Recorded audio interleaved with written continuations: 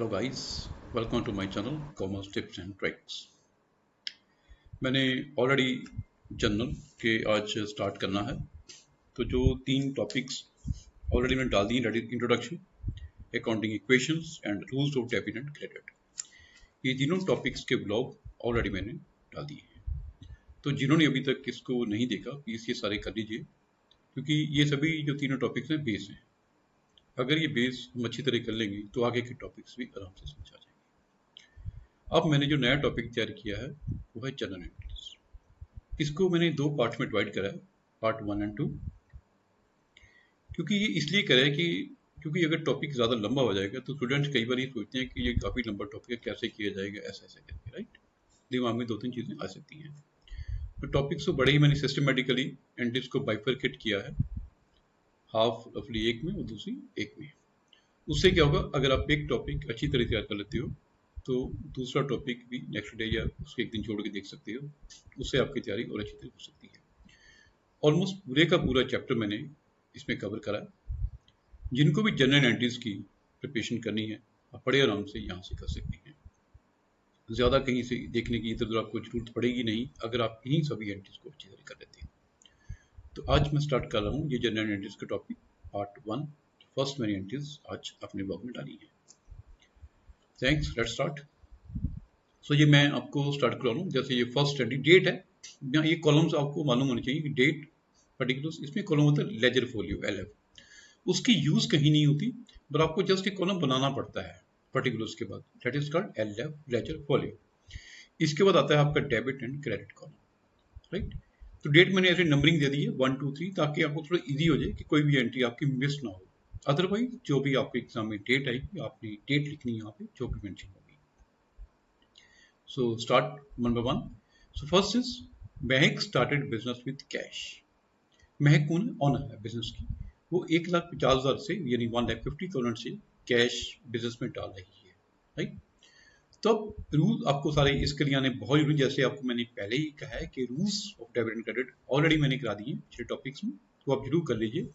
General का topic करने से पहले आपको और आसानी हो जाएगी। इसमें ये एंट्री आएगी जैसे डेबिट व्हाट कम्स इन। हमारे पास बिजनेस में क्या आ रहा है, आपने जो भी देखना है बिजनेस पॉइंट ऑफ व्यू से देखना है कि बिजनेस में क्या आ रहा है, बिजनेस में क्या जा रहा है। पर्सनली नहीं देखना कि उस बंदे के पास क्या आ रहा है या दूसरे थर्ड पर्सन के पास क्या आ रहा है। नो, आपका बिजनेस है, आपके बिजनेस के पास क्या आ रहा है, बिजनेस का क्या खर्चा हो रहा है। You have to see business point of view. So business में क्या जा रहा है, तो debit what comes in, right. Real account का रूल है, तो कैश को आप डेबिट करोगे, डेबिट व्हाट कम्स इन। महक को ना पर्सनल अकाउंट है, debit the receiver, credit the giver. वो पैसे डाल रही है, गिवर है, तो उसको हम क्रेडिट कर देंगे। Cash account debited to Mahak's capital, amount same in both the columns. Next, अब हमने सेकंड एंट्री पे आएंगे, deposited cash into the bank. अब हमने 20,000 रुपीज बैंक में जमा कराई, तो अपने सबसे पहले यही देखना होता है कि ये रूल कौन से हैं, पर्सनल है, रियल है, नॉमिनल है, आप उतना आसान हो जाएगा। तो जैसे आप एंट्रीज करते जाओगे आपको रूल्स ऑटोमेटिकली याद हो जाएंगी और आपको अपने आप समझ आ जाएगी कि डेबिट किसको करना है और क्रेडिट किसको करना है। Second is practice. जितनी ज़्यादा आप इसकी प्रैक्टिस करोगे जनरल की, उतना ही बेस आपका स्ट्रॉन्ग होगा और आगे की क्लासेस में और इस क्लास में आपको बेनिफिट मिलेगा, डेफिनेटली मिलेगा। हम कैश जमा करवाने हैं बैंक में, राइट। तो कैश अब हमसे जा रहा है, क्या आ रहा है, बिजनेस में कैश जा रहा है, तो डेबिट वर्ड कम्स इन, क्रेडिट वर्ड गोज आउट। तो टू कैश, कैश जा रहा है, इसको हम क्रेडिट कर देंगे, राइट। बैंक क्या है, बैंक रिसीव कर रहा है, debit the receiver, so bank को हम डेबिट करेंगे, debit the receiver, right. Cheque receive from Keerat and deposited into the bank. हमें कीरत पसंद है कोई, उससे हमें चेक मिला और वो हमने सेम डे बैंक में जमा करा दिया। वंस अगेन बैंक हमारा रिसीवर है, इसको हम डेबिट करेंगे, डेबिट द रिसीवर, डेबिट कर दिया। चेक में कहाँ से आ रहा है, गिवर कौन है, Keerat, debit the receiver, credit the giver. आपको बार बार मैं रूल्स के बारे में बता रहा हूँ, थोड़ा आपको इजी हो जाएगा। कीरत कौन है, गिवर है, तो कीरत को हम क्रेडिट कर देंगे। Above cheque dishonoured. अब ये जो बैंक में जमा कराया चेक, 2 दिन के बाद 4 दिन के बाद ये चेक डिसऑनर हो गया, तो कुछ नहीं करना, बड़ा ही सिंपल है। जब हम बैंक में चेक जमा कराते हैं तो हम एंट्री करते हैं bank account debited to Keerat. जब डिसऑनर होगा सिंपली याद रखिए कीरत टू बैंक, इसका रिवर्सल हो जाना, कीरत को डेबिट कर देना, क्योंकि पोजीशन कौन सी होगी, पुरानी वाली पोजीशन होगी। बैंक का बैलेंस भी वहीं पे आ गया, कीरत का बैलेंस भी वहीं पे आ गया जहां पे था। Cash withdrawn by proprietor for personal use, right. Proprietor कौन है, ऑनर। ऑनर कौन है, महक। अब वो पर्सनल यूज क्या होते हैं, बेसिकली ड्राइंग्स, ठीक है। जब भी कोई पैसा अपने लिए यूज कर रहा है तो उसे हम ड्राइंग बोलेंगे। वो कैश भी विड्रॉ कर सकता है, गुड भी विड्रॉ कर सकता है या कर सकती है, ठीक है। अब बिजनेस में से कैश जा रहा है, कैश को करेंगे credit, credit what goes out, right. Personal use को हम बोलते हैं ड्राइंग्स, तो हम ड्राइंग्स को यहां पे डेबिट करेंगे, drawings count debited to cash. Cash withdrawn from bank for personal use, ये आपका देखो इसमें क्या फर्क है। यहां पे हम विड्रॉ कर रहे थे कैश अपने बिजनेस में से, यहां पे कैश विड्रॉन कर रहे हैं बैंक से, ये ध्यान रखना आपने, कैश विड्रॉन फ्रॉम बैंक। तो जब बैंक से विड्रॉन करेंगे तो एंट्री आएगी ड्राइंग्स टू बैंक, यहां पे आएगी ड्राइंग्स टू कैश, ठीक है। मैंने सारी की सारी एंट्रीज सिस्टमेटिकली आपको जोड़ के बताई हैं ताकि आपको थोड़ा कंपेरिजन भी हो जाएगा कि किस एंट्री में दूसरी एंट्री का डिफरेंस क्या है, और इसके कारण एग्जाम में कोई कंफ्यूजन भी नहीं आती।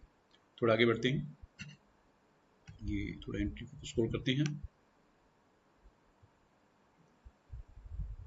चलिए यहां से नेक्स्ट आते हैं हम, एंट्री नंबर 7 होगी। 8 bought goods from Nimrat on credit. देखिए ये एंट्री बड़े ही ध्यान से करना आपने, क्योंकि इसमें कंफ्यूजन कोई नहीं होती। थोड़ा टेक्निकली एंट्रीज का डिफरेंसेस आपने देखने होते हैं। जैसे बॉट गुड्स फ्रॉम निम्रत, अगर सिंपल यहाँ इतना ही लिखा हुआ है, bought goods from Nimrat, that's all. यहाँ कई बार लिखा होगा bought goods from Nimrat on credit, दोनों एंट्री का सेम मीनिंग है कि हमने गुड्स उधार पे परचेज करी है। यानी क्वेश्चन में अगर ऑन क्रेडिट वर्ड लिखा है फिर तो यही है कि हमने उधार माल परचेज करा है। अगर निम्रत किसी का नेम लिखे, इट मीन्स हमने गुड्स उधार परचेज करी है, गुड्स आ रही हैं, डेबिट वर्ड कम्स इन, तो हम करेंगे परचेज अकाउंट डेबिट। निम्रत क्या है, पर्सनल अकाउंट है, क्रेडिट द गिवर, तो ये to Nimrat, credit the giver, Nimrat हम क्रेडिट कर देंगे, right. Next, goods purchase for 15,000 on cash, goods purchase और फ्रॉम निम्रत ऑन कैश। ये एंट्री तीन तरह की आपको तरीके से आ सकती है। अगर तो लिखा है गुड्स परचेज फॉर इतना ऑन कैश, ठीक है, ये इट मींस गुड्स कैश आ रही हैं। अगर लिखा सिंपली गुड्स परचेज, बस इतना ही लिखा हुआ है, इसका भी सेम मीनिंग है कि हमने गुड्स कैश परचेज करी है।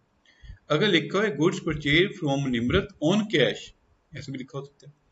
तीनों की एंट्री का मीनिंग एक ही है कि हमने जो गुड्स परचेज करी हैं वो कैश पे परचेज करी हैं, ठीक है। तो यहां भी परचेज डेबिट होगा, गुड्स आ रही हैं, परचेज अकाउंट डेबिटेड। हमसे क्या जा रहा है, कैश जा रहा है, तो क्रेडिट वर्ड गोज। तो ये 9 एंट्रीज इस पेज पे थी। नेक्स्ट पेज पे जाते हैं, स्क्रॉल करते हैं,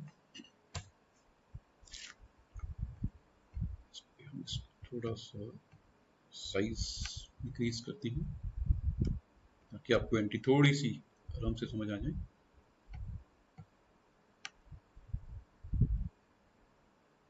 चलिए 9 की आ गई, एंट्री नंबर 10 देखिए, गुड सोल्ड टू मान्या।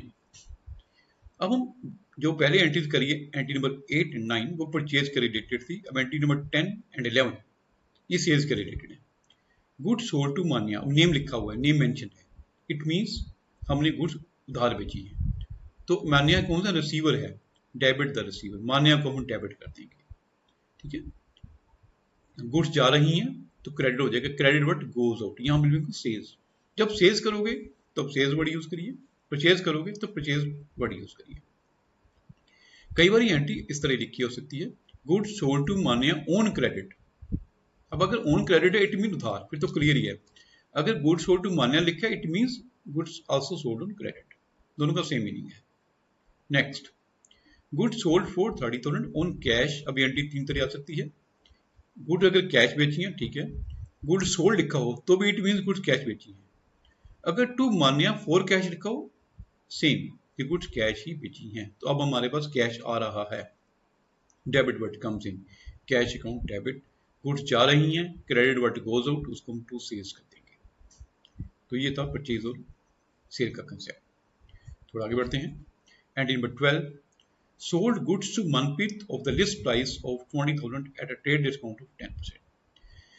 दो तरह की डिस्काउंट होती है, ट्रेड डिस्काउंट और कैश डिस्काउंट। ट्रेड डिस्काउंट को आपको मैं एंट्री नंबर 12 में बता रहा हूँ और कैश डिस्काउंट आपको मैं एंट्री नंबर 13 में बताता हूँ। तो जब ट्रेड डिस्काउंट होगा, इसमें क्या में एक्चुअली पर्टिकुलर होता क्या है बेसिकली कि गुड्स आप कैश ले रहे हो, उधार ले रहे हो या किस तरह भी ले रहे हो, तो उसमें ट्रेड डिस्काउंट सबको दिया जाता है, ट्रेड से रिलेटेड, बिजनेस से रिलेटेड, राइट। तो जब आप गुड्स होल्ड कर रहे हो, सेल कर रहे हो, मनप्रीत को सेल करी, पहले बात तो यह है कि हमने एंट्री करनी क्या है। मनप्रीत रिसीवर है, मनप्रीत को आप डेबिट करोगे, गुड्स हमसे जा रही हैं, credit word goes out, sales को हम क्रेडिट करेंगे। ये तो एंट्री का कंसेप्ट तो खत्म हो गया। गुड्स थी 20,000 की, लिस्ट प्राइस, राइट। तो ट्रेड डिस्काउंट कितने, 10%। तो 20,000 का 10% आ गया 2,000। 2,000 आप माइनस कर दोगे, बाकी आ गया आपका 18,000। तो आप जो एंट्री करोगे 18,000 की करोगे। इसमें खास ध्यान यही रखना है कि जब ट्रेड डिस्काउंट हो तो उसको आपने सेपरेटली शो नहीं करना। ये जो 2,000 का डिस्काउंट आप है आपके पास दे रहे हो गुड्स सेल करने के बाद, ये आपने कहीं भी मेंशन नहीं करना। नेट एंट्री की अमाउंट आपने लिखनी है यहाँ पे 18,000। But in case of cash discount हम अभी डिस्कस कर रहे हैं एंट्री नंबर 13 में, इसको आपने स्पेसिफिकली शो करना है। जैसे कि रिसीव्ड चेक फ्रॉम राजन 9800 अगर हमें चेक मिला, ठीक है, डिस्काउंट अलाउड इज 200। यहाँ पे जो डिस्काउंट है ये कैश डिस्काउंट है, क्लियर। डिस्काउंट अलाउड लिखा हो, कैश डिस्काउंट लिखा हो, एक ही बात है। अब हमारे पास चेक आ रहा है, राइट, बैंक में जमा कराना है हमने, तो बैंक को हम डेबिट करेंगे, बैंक अकाउंट डेबिट। अब हमने चेक मिला राजन से, हमें 9800 का चेक मिला, डिस्काउंट हमने 200 उसको छोड़ा, तो हमने ये देखना है कि हमारे लिए लॉस है कि प्रॉफिट है। तो क्योंकि हम 200 रुपये उसको अलाउ कर रहे हैं, छोड़ रहे हैं, तो हमारे लिए लॉस हो गया। तो लॉस का रूल क्या होता है नॉमिनल अकाउंट के अंदर, डेबिट और एक्सपेंसेस एंड लॉसेस, क्रेडिट और इनकम एंड गेन्स। क्योंकि लॉस है तो लॉस को हम डेबिट करेंगे, डिस्काउंट अकाउंट को डेबिट करेंगे, राइट।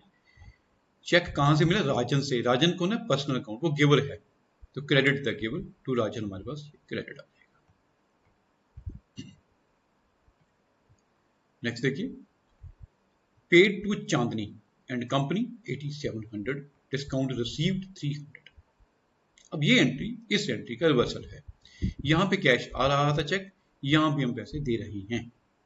रिसीवर कौन है, चांदनी, ठीक है, इसको डेबिट कर दीजिए, डेबिट द रिसीवर। हमसे कैश जा रहा है, क्रेडिट हो जाएगा, credit word goes out to cash, credit हो जाएगा। क्योंकि हमें डिस्काउंट रिसीव हो रहा है, हमारी इनकम है, तो इनकम हमेशा क्या होनी, क्रेडिट होनी है। एक्सपेंसेस हमेशा, एक्सपेंसेस हो या लॉसेस हो, डेबिट होना है। इनकम्स हो वो हमेशा हमारी क्रेडिट हो, इनकम हो गेन हो कुछ भी।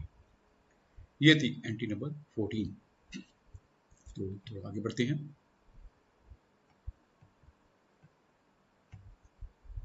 ये आपका नेक्स्ट एंट्री है हमारे पास,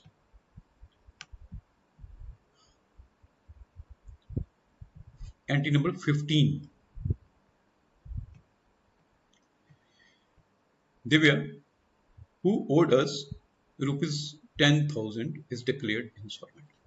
अब दिव्या से हमने 10,000 रुपये लेने थे, वो इंस्टॉलमेंट होगी। इंस्टॉलमेंट बेसिकली क्या होता है, जब किसी पर्सन की लायबिलिटीज एसेट से ज़्यादा हो जाती है, यानी देनदारी ज़्यादा होगी, लोगों से पैसे लेने कम है, तो वो पर्सन को इंसॉल्वेंट कह देती है, इंसॉल्वेंसी हो गई उसकी। तो अब उस अमाउंट में से हमें सिर्फ 70% मिला, 70% could be recovered from his state. Okay, हमें कैश कितना आ रहा है, 10,000 लेने थे, 70% मिला, तो 10,000 का 70% कितना हो गया, 7,000 हो गया। कैश आ गया, debit word comes in, cash को आप डेबिट कर दीजिए। गिवर कौन है, Divya, personal account, credit the giver to Divya. पूरी अमाउंट 10,000 लेनी थी, 7 आई, तो 3,000 कहाँ गए, तो 3,000 का हमारे पास लॉस हो गया। तो लॉस को आपने क्या करना है, हमेशा डेबिट करना है। बैड डेट्स अकाउंट आपने डेबिट करनी है। जब डिफरेंस की लॉस उसको बैड डेट्स करनी है, बैड डेट्स में जो पैसे हमें नहीं मिले। अब नेक्स्ट एंट्री में क्या हुआ, ये जो दिव्या से हमने 3,000 रुपये लेने थे, जो हमने क्या था हमारे बैड डेट्स हो गए, बाद में उसने हमें दे दिए, रिसीव्ड इतना against the debt previously written off as bad. क्योंकि हमारे पास पैसे आ रहे हैं, कैश अकाउंट डेबिट। अब एक ध्यान रखना है, यहाँ पे दिव्या को क्रेडिट नहीं करना, क्योंकि दिव्या को हम ऑलरेडी 10,000 से क्रेडिट कर चुके हैं और उसको बैड डेट से भी शो कर चुके हैं। अब इसका ये मतलब है कि हमें जो बैड डेट्स हुए थे वो वाले पैसे हमें मिले हैं, तो हम एंट्री करेंगे cash account debited to bad debts recovered. हमने एक बार ऑलरेडी लॉस शो कर दिया, अब यहाँ पे हम लॉस को रिकवर कर रहे हैं, तो ये वाला जो लॉस था यहाँ पे हमें रिकवर हो गया, बैड डेट्स रिकवर्ड। क्लियर? दोनों में डॉट लगा दिया मैंने, ये वाले बैड डेट्स हमें मिले। नेक्स्ट चलते हैं, मशीन परचेज 40,000, इंस्टॉलेशन एक्सपेंसेस 5,000। देखिए हमने एक मशीन परचेज करी, ठीक है, हमारी एसेट है, आ रही है, डेबिट वर्ड कम्स इन, हम परचेज कर रहे हैं तो मशीन को डेबिट करेंगे। हमसे कैश जा रहा है तो credit word goes out, cash में क्रेडिट करेंगे।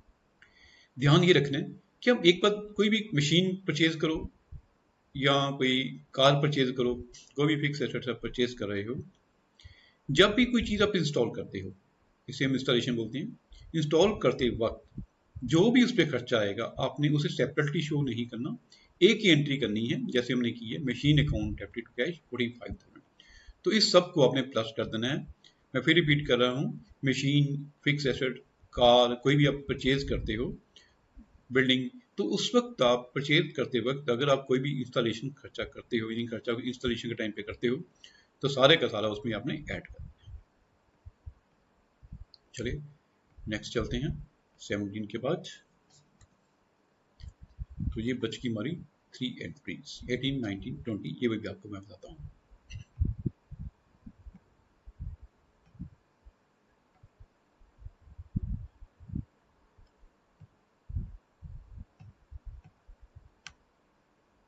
लीजिए 3 last entries of the day. Goods costing ₹8,000 is sold for 6,000। हमें गुड्स पड़ती हैं 8,000 रुपये की, हमने बेची हैं 6,000 की। राइट, कैश आ रहा है हमारे पास गुड्स बेचने के ऊपर, ठीक है, debit word comes in, cash को आप डेबिट कर दीजिए, गुड्स जा रही हैं, सेल्स जा रही हैं, सेल्स को आप क्रेडिट कर दीजिए। आपने एक बात ध्यान रखनी है, यहाँ पे कोई लॉस, जब आप गुड्स सेल करोगे तो आपने लॉस या प्रॉफिट सेपरेटली शो नहीं करना। जितने की गुड्स हमने सेल करी हैं उतने की यहाँ पे लिखनी है 6,000। राइट, इसके बाद फर्नीचर, अगर आप कोई फिक्स एसेट कर रहे हैं, अब डिफरेंस क्या दोनों में, ये मैं आपको कंपेरिजन कर रहा हूँ दोनों का। Furniture costing 18,000 is sold for 60,000। अब अगर आप कोई फर्नीचर यानी फिक्स एसेट सेल कर रहे हो 18,000 की 16,000 में, यहाँ पे जो लॉस हो रहा है आपको, वो अपने सेपरेटली यहाँ पे 2,000 का शो करना है। कैश कितना है आपके पास 16, ठीक है, फर्नीचर कितने का जा रहा है 18 का जा रहा है, लॉस हमेशा डेबिट करना है, debit all expenses and losses, तो लॉस आपने यहाँ पे 2,000 सेपरेटली शो करना है। रिपीट कर रहा हूँ, जब गुड्स सेल करनी है तो लॉस को या प्रॉफिट को सेपरेटली शो नहीं करना। फिक्स एसेट्स अगर हम सेल कर रहे हैं, लॉस या प्रॉफिट आपने सेपरेटली शो करना है। Next entry, shares. Shares mean market में हम जैसे शेयर्स, डिबेंचर्स, बॉन्ड्स परचेज करते हैं, इन्वेस्टमेंट्स हम कह सकते हैं उसको। तो हमने जैसे ये एंट्री है कि हमने 15,000 की परचेज करी थी, अब हमने उसको 20 का सेल कर दिया, ठीक है। Brokerage on sale 1,000।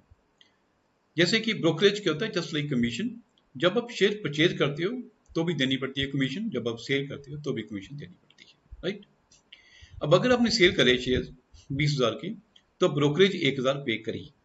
इसका ये मतलब हो गया कि 20,000 में से 1,000 तो अपना ब्रोकर डिडक्ट कर लेगा, तो हमें एग्जैक्ट कितना कैश आ रहा है 19,000 का कैश, तो आपने कैश के आगे 19,000 लिख देना।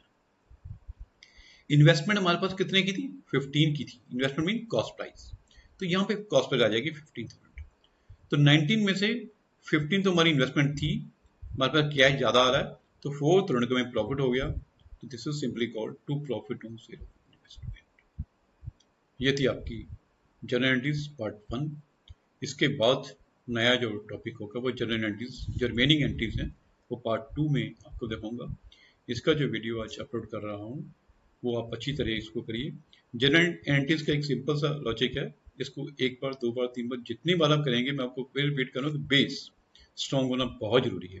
तो इसके लिए जो ऑलरेडी मैंने 2 3 4 ब्लॉग्स डाले हुए हैं वो भी आप देख लीजिए, आपकी सीक्वेंस सिस्टमेटिकली बन जाएगी, ताकि आगे जाके भी आपको कोई मुश्किल नहीं आएगी। अगर आप रेगुलरली इसको देखोगे तो डेफिनेटली कहीं भी क्वेश्चन आने वाली नहीं है, तो एग्जाम्स भी आपके अच्छे तरह मार्क्स आ जाएंगे। आपको छुट्टियां भी वगैरह भी स्कूल कॉलेज में होने वाली हैं, तो आप उसमें इसका मैक्सिमम बेनिफिट भी ले सकते हैं। Thank you the same. So once again you are requested to like, share and subscribe, so that जितना आप शेयर करोगे, सब्सक्राइब करोगे और लोगों तक ये वीडियो पहुंचेगा तो सभी को इसका बेनिफिट मिलेगा। Thanks once again, thank you.